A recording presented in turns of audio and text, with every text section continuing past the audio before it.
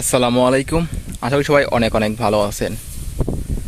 তো এই নভেম্বর মাসের বৃষ্টিতে কৃষকের অনেক ক্ষতি হয়েছে।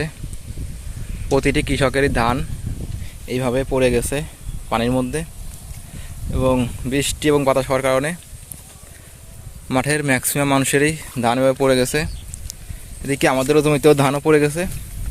তো আমরা চলে আসছি ধানগুলো একটু খাড়াকে দেওয়ার জন্য, সাথে পাটখাটি এবং ধানের খড় নিয়ে এসেছি। আমরা কিছু ধান এভাবে খাড়াকে দেওয়ার চেষ্টা করতেছি। 4-5 গোছ করে আমরা এক জায়গা জড়ো করে তারপর একটা করে পাটকাঠি দিয়ে আমরা এইভাবে খাড়াকে দিচ্ছি। কারণ হচ্ছে জমিতে এখন পানি আছে, কেদা আছে। এইভাবে থাকলে ধান এবং খড় দুটোই নষ্ট হয়ে যাবে, যার জন্য আমরা সুন্দর করে এভাবে খাড়াকে দিচ্ছি। ভাই, আপনি কি করতেছেন?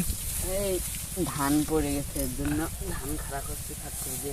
তা ধান খাড়া করে কি ভালো হবে?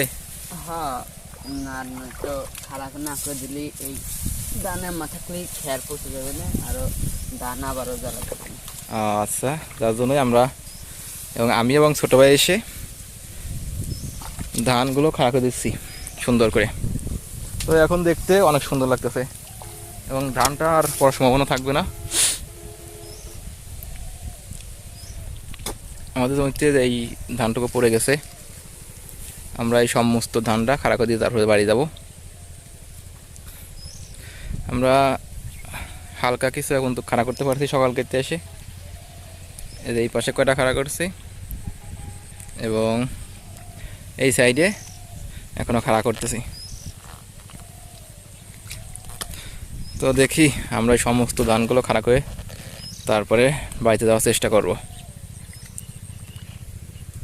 তবে এভাবে যদি ধান থাকে তাহলে ধান পানিতে এবং খাড়ার নতুনই পচে যাবে, নষ্ট হয়ে যাবে, যার কারণে খাড়া করে দেওয়াই উত্তম।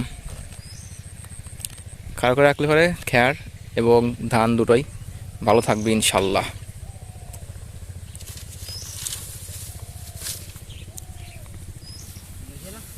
হুম।